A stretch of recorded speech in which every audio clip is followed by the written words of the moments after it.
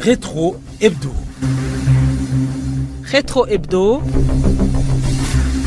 Rétrospective hebdomadaire de l'actualité. Claria Karundiye. Radio Indundi Culture, bienvenue dans la rétrospective hebdomadaire de l'actualité, dont voici d'abord les faits saillants. La police a appréhendé des présumés auteurs d'escroqueries, forfaits parfois commis avec la complicité des agents de banque. Parmi les cas récents, un commerçant victime de vol d'environ 28 millions de nos francs volatilisés par escroquerie. Cette semaine a vu la célébration du 64e anniversaire de l'indépendance du Burundi, dont les cérémonies officielles ont eu lieu à Bujumbura, capitale économique. Le parti UPRONA, d'où est issu le héros de l'indépendance, s'est félicité du pas déjà franchi, mais regrette le risque de recul de la démocratie. Dans un discours à la nation prononcé la veille de la célébration, le chef de l'État burundais a rassuré néanmoins qu'avec un changement de mentalité de certaines gens, le pays pourrait décoller effectivement. Des grognes contre la carence de médicaments persistants ont été soulevées par des députés lors d'une séance de questions orales ce mardi. Une carence qui se manifeste surtout hors des centres urbains où la population doit effectuer de longs parcours à la recherche de médicaments, mais le ministre en charge de la santé publique les a tranquillisés. L'annonce de deux événements a marqué également la semaine en cours. Il s'agit notamment du sommet continental du salon industriel sur l'incubation agricole et l'investissement stratégique, ainsi que du festival Source de la culture burundaise. Voilà pour le sommaire. Rétro Hebdo. Encore une fois, bienvenue dans cette rétrospective hebdomadaire de l'actualité. Je vous le disais dans les titres. Célébration ce mercredi 1er juillet du 64e anniversaire de l'indépendance du Burundi. Les festivités au niveau national se sont déroulées au stade Intwari à Bujumbura en présence des institutions de la République. Le chef de l'État burundais a déploré le départ en masse des forces vives de la nation vers l'Occident à la recherche d'une vie meilleure. Séquelles, selon Évariste Ndayishimiye, de la colonisation, avançant une démarche de moindre effort. Mais durant ces 64 ans, le parti UPRONA, famille politique du héros de l'indépendance, le prince Louis Rwagasore, s'est dit mal à l'aise à voir les défis persistants, notamment la pratique de mauvaise gouvernance. Lors d'une interview exclusive accordée à la radio Indundi Culture ce mardi, le président du parti, Olivier Nkurunziza, a rappelé que l'indépendance du Burundi n'a pas été retrouvée par la guerre entre Burundais, d'où une nécessité de renforcer le vivre ensemble. Ce responsable politique a prévenu du risque de recul de la démocratie avec notamment le recul de l'économie nationale. Je vous propose d'écouter Olivier Nkurunziza, président du parti UPRONA. Il y a ce comportement de malversation économique, la mauvaise gouvernance, la justice qui n'est pas du tout saine, l'utilisation de la force, l'intimidation parfois dans les collines. Et cela, ça ne vient pas renforcer l'indépendance. Mais surtout, ce que nous voulons, c'est de lutter pour qu'effectivement, il y ait l'indépendance économique. Nous devons travailler en continuant à faire la recherche de la paix, la cohésion sociale, éviter les divisions politiques. Et aujourd'hui, en 2025, vous avez vu les élections qui étaient truquées, mal organisées. Et cela, ça donne le recul de la démocratie au Burundi. Il faut se rappeler que l'indépendance a été retrouvée, pas par la guerre, pas par d'autres tricheries, mais ça passait par la voie des urnes. Il y avait le multipartisme, il y avait la compétition politique. Alors, aujourd'hui, la situation actuelle, oui, il y a la paix, mais il y a des défis à relever. Alors, vous voyez qu'aujourd'hui, nous avons à faire. On ne peut pas dormir, mais quand il y a cette fête, il faut toujours conscientiser les Burundais, mais aussi se féliciter parce que quand même, il y a des acquis. Au Burundi, aujourd'hui, nous sommes gouvernés par les Burundais, les militaires sont des Burundais. Dans tout le cas, ce qu'il faut éviter, il faut éviter que les Burundais, cette fois, se comportent comme des anciens colons. Dans un discours à la nation prononcé la veille, Le chef de l'État burundais a rassuré néanmoins qu'il y a encore de l'espoir que le pays décolle, à condition que les différents groupes changent de mentalité. Évariste Ndayishimiye a placé la responsabilité aux groupes d'influence comme les partis politiques qui se sont succédés au pouvoir et a fustigé néanmoins des intellectuels se comportant selon lui comme des mercenaires. Je vous propose de suivre Évariste Ndayishimiye, le numéro 1 burundais. Il a été traduit en français par Jérôme Ndereimana.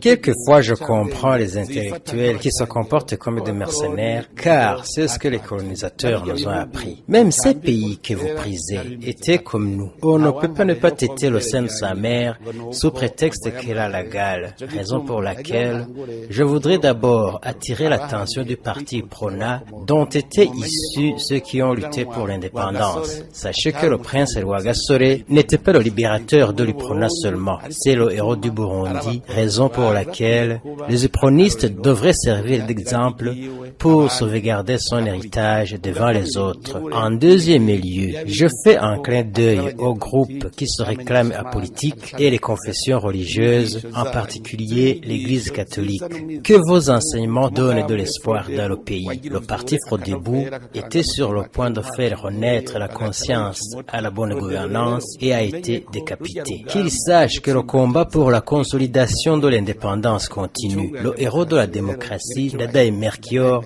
appartient au Burundi, pas au parti. Rappelez vos militants que tout ce que font les Burundais n'a d'autre objectif qu'être réellement indépendant. En quatrième lieu, le parti CNDD-FDD. Qu'ils sachent que le Burundi ne sera véritablement indépendant tant qu'il misera tout sur l'étranger pour vivre. Parmi vous, il y en a qui ont les pieds au Burundi et le cœur à l'étranger. La pauvreté n'est pas une fatalité et le pauvre ne mérite pas la mort. Il y a encore de l'espoir.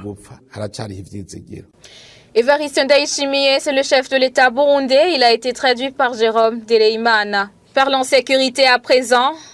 Un commerçant opérant en commune Mukaza de la ville de Bujumbura a été victime de vol pour un montant équivalent à plus de 28 millions de nos francs. Les faits se sont déroulés à Bujumbura. Ce commerçant figure parmi ceux-là victimes de tels cas d'escroquerie, regrettant que ces forfaits sont commis avec la complicité des agents de banque.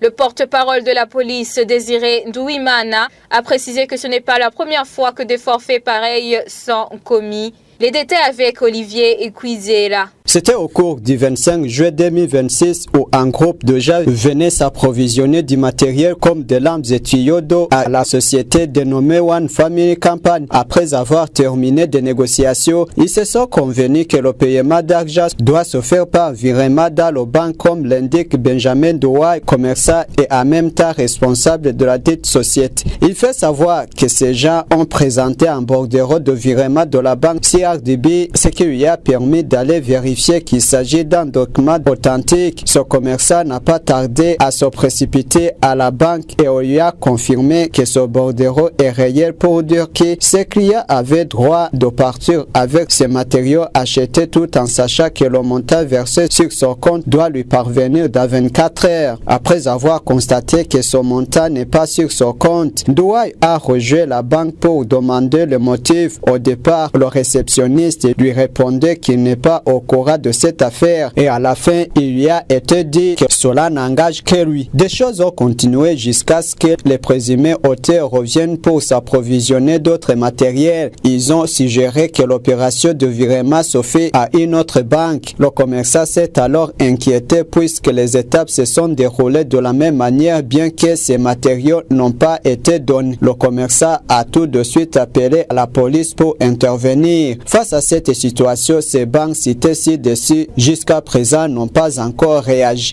La police burundaise indique avoir été informée de cette situation. Le porte-parole de la police, Désiré Nduwimana, précise que les enquêtes sont en cours. Il leur a donné des marchandises d'une valeur de plus de 28 millions de francs. Ils lui ont proposé de payer cet argent via le virement bancaire. Les mêmes bandits sont retournés le 29 du même mois pour s'approvisionner encore en articles du même genre. Ils ont demandé des marchandises pour plus de 39 millions. Nous croyons que ces gens-là ont opéré avec des pions qui se trouvent dans les différentes banques.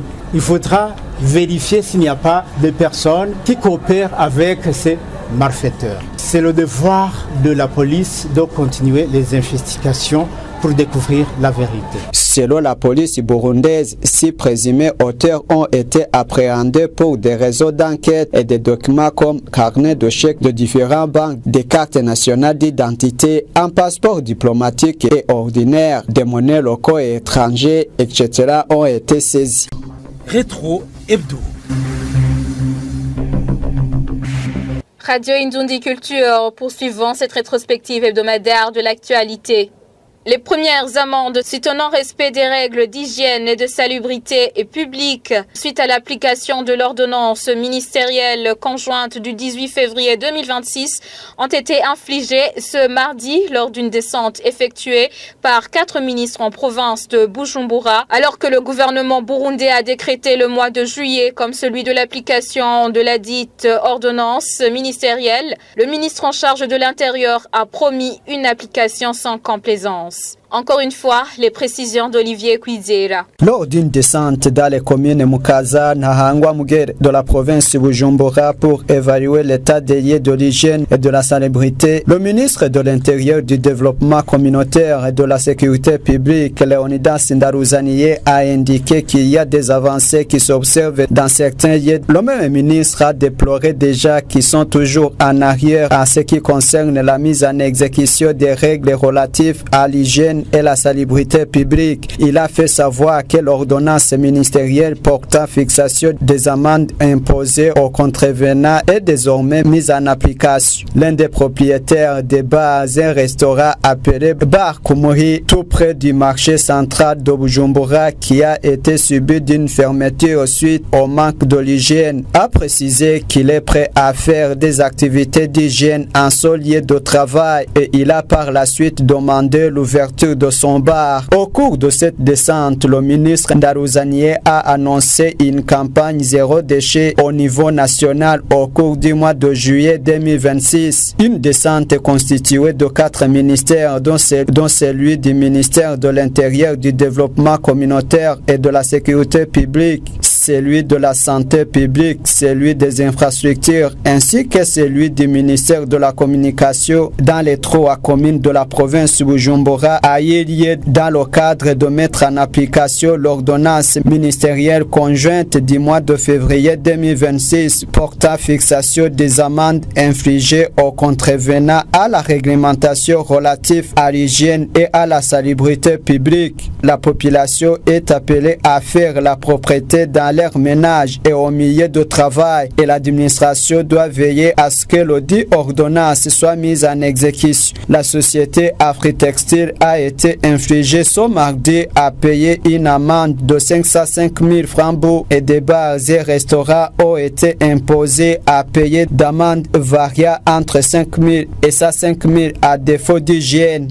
Je vous le disais dans les titres. Grogne toujours chez des députés burundais contre la carence de médicaments persistants aux structures sanitaires en dépit de plusieurs recommandations émises par le Parlement. Des parlementaires ont évoqué que cela pèse lourd à la population qui est obligée d'effectuer de longs parcours à la recherche des médicaments. Mais le ministre en charge de la Santé publique, lors d'une séance de questions orales animée ce lundi, n'a pas nié les faits, mais a de nouveau donné espoir. Alice Daïdé nous fait le point. Cette députée estime qu'il est très difficile d'obtenir les médicaments prescrits, surtout à l'intérieur du pays. Selon eux, de nombreux patients sont contraints de se rendre dans les centres urbains pour s'en procurer, comme l'a souligné l'honorable Epipo de Baranyikwa. Il y a un problème auquel la population est confrontée en ce qui concerne les médicaments. Je voudrais savoir quelle est la situation actuelle, car la population affirme que même lorsqu'elle parvient à consulter un médecin, elle ne trouve pas des médicaments prescrits et doit se rendre dans les centres urbains pour les obtenir. Quelle solution comptez-vous mettre en place? Même préoccupation du côté du président de l'Assemblée nationale, Gelaz Daniel Ndabidabe, qui dit ne pas comprendre pourquoi cette situation persiste alors que des recommandations avaient déjà été formulées.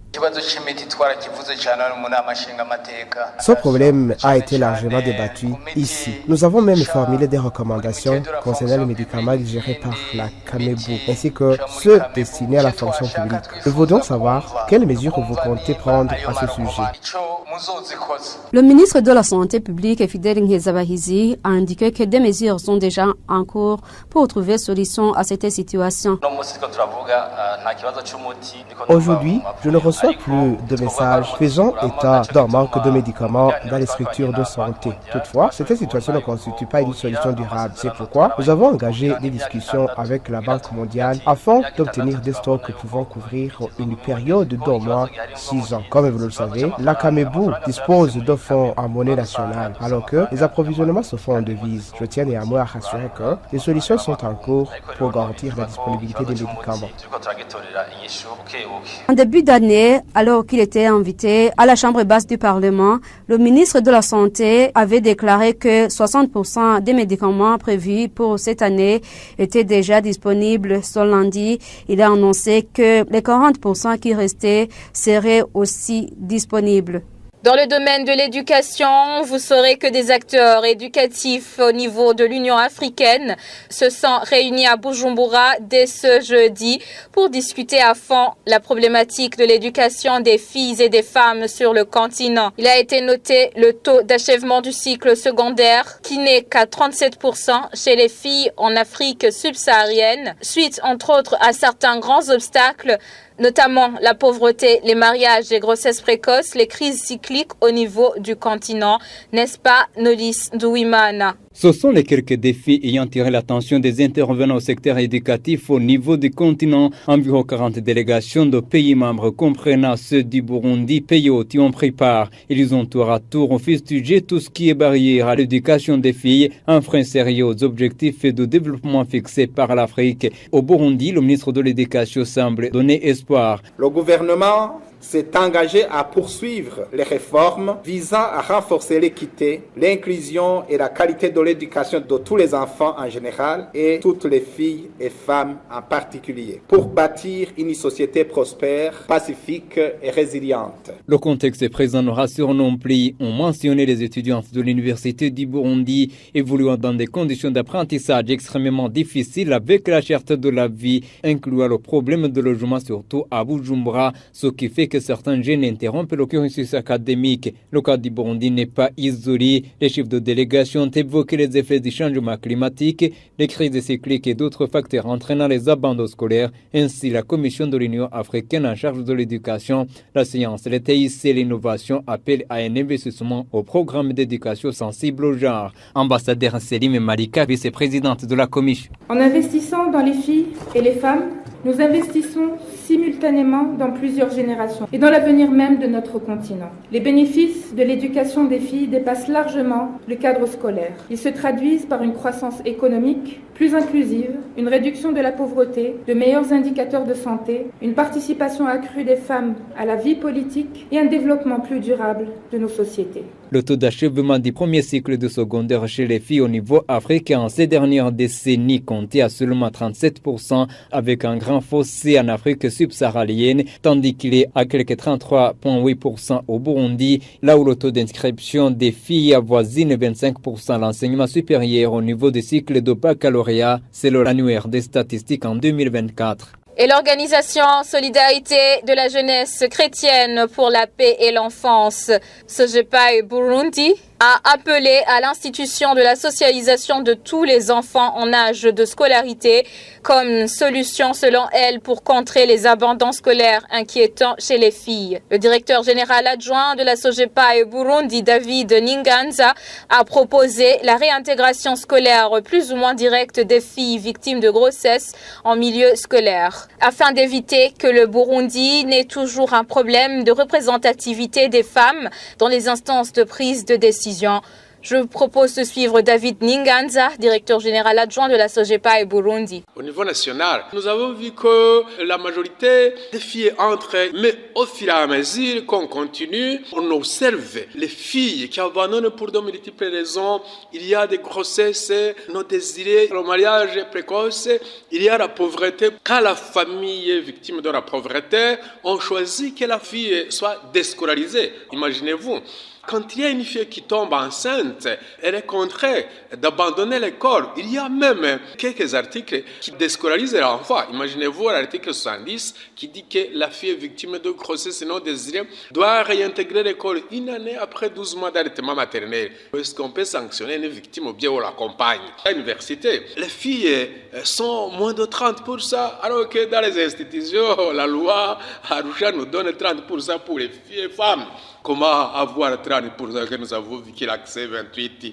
C'est dommage parce que dans ces derniers jours, on observe des filles victimes de grossesse non désirées étudiantes à l'université. Parce que, à cause de la pauvreté, à cause du manque d'hébergement, de home, de restaurant, elle est abordée par n'importe qui. C'est la raison pour laquelle nous devons changer, nous devons penser à l'éducation de ces jeunes filles et mères pour l'intérêt supérieur de l'éducation. Pensez aux stratégies qui développent facilement le pays parce que la femme occupe une place importante dans la vie sociale.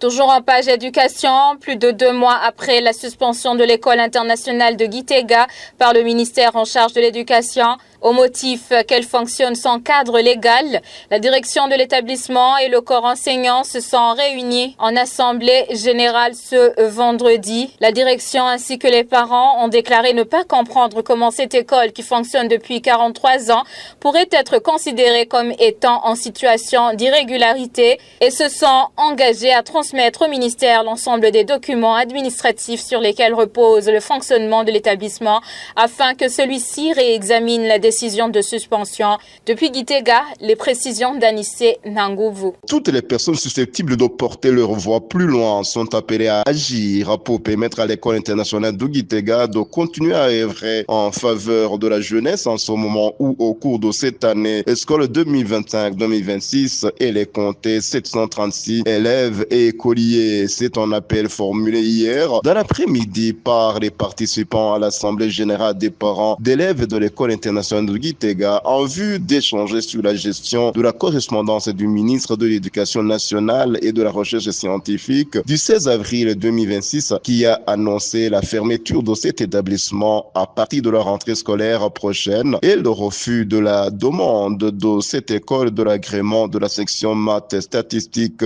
Dans cette correspondance, le ministre François Zalimana a fait constater que l'école internationale de Gitega n'a pas de cadre légal et qu'en outre, elle est instable car elle fonctionne dans des bâtiments qui appartiennent à l'État sans ni document de sécession ni contrat de bail, entre autres, ce que le directeur de l'école internationale de Gitega, Leonidas Simoyoukou, rejette, soulignant que tous les documents nécessaires sont disponibles, attestant qu'elle fonctionne dans la légalité et ajoute que pendant 3 ans de fonctionnement depuis 1983, cet établissement a régulièrement reçu des agents d'inspection. Deokava Mahanga, représentant légal et président du comité des parents d'élèves de cet établissement, indique que le ministre de tutelle, qui a pris la mesure de fermeture de l'école internationale de Gitega, analysera ensuite les documents qui lui seront présentés et espère qu'enfin il rectifiera pour laisser cette pépinière des futurs cadres du pays servir la population. Il ne manque pas de faire remarquer que les comptes de l'école internationale de Gitega et de son personnel aujourd'hui dans les banques sont déjà fermés et que les parents ne voient pas où leurs enfants vont continuer leur scolarité l'année prochaine.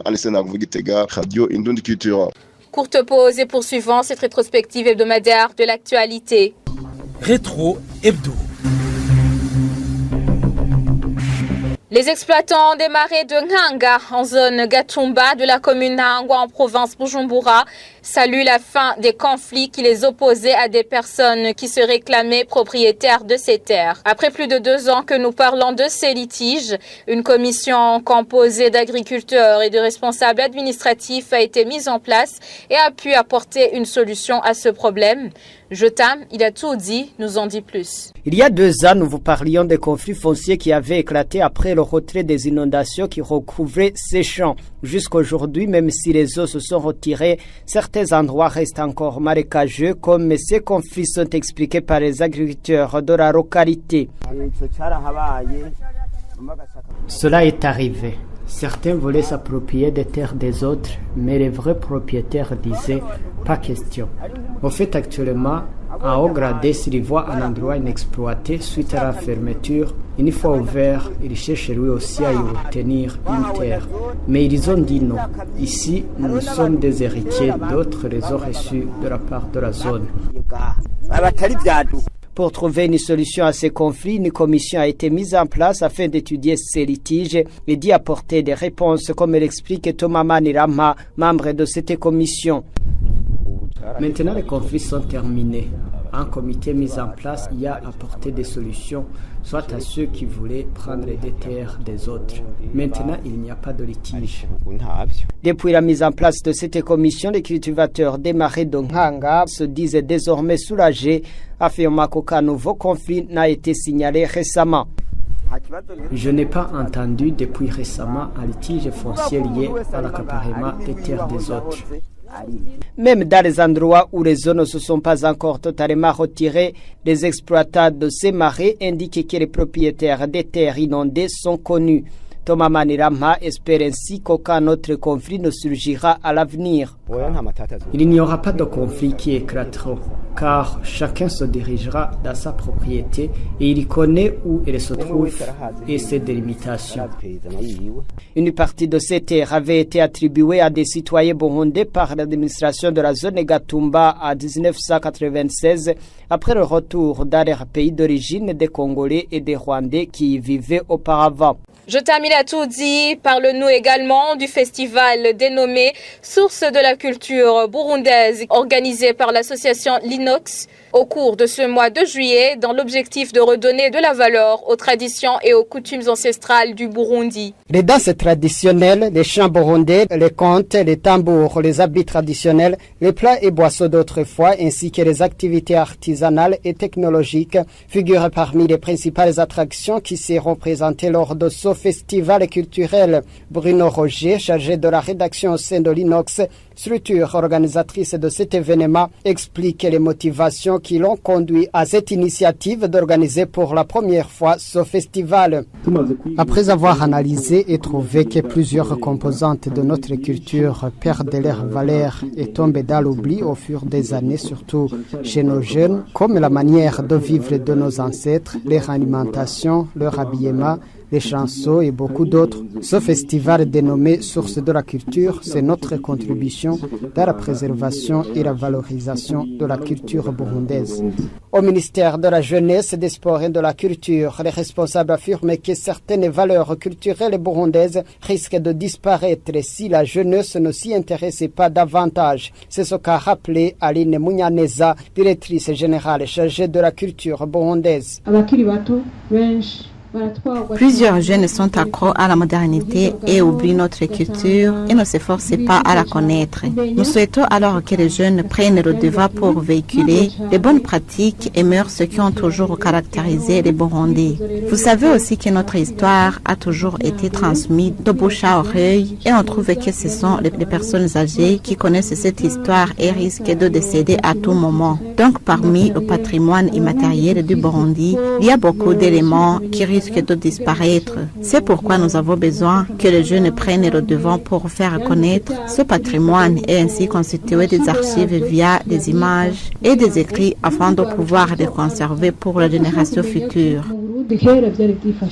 Ce festival dénommé Source de la culture, organisé pour la première fois au Burundi, se tiendra dans la ville de Bujumbura du 30 juillet au 1er août de cette année. Le ministère du Commerce et du Tourisme ainsi que le ministère de la Jeunesse, des Sports et de la Culture estiment que la promotion et la préservation du patrimoine culturel burundais permettront au pays d'atteindre sa vision. Un autre événement est en cours de préparation au Burundi, c'est le sommet continental du salon industriel sur l'incubation agricole et l'investissement stratégique qui se tiendra du 3 au 8 août de l'année en cours. Le coordonnateur du projet d'entrepreneuriat agro-pastoral et de perfectionnement professionnel des jeunes et des femmes, Epaphrodite Semiami, a indiqué que cet événement constituera une véritable opportunité pour le Burundi. C'est ainsi que nous bouclons cette rétrospective hebdomadaire de l'actualité. Merci, fidèles auditeurs, de nous avoir prêté une oreille attentive. Au revoir. Rétro Hebdo. Rétro Hebdo. Rétrospective hebdomadaire de l'actualité.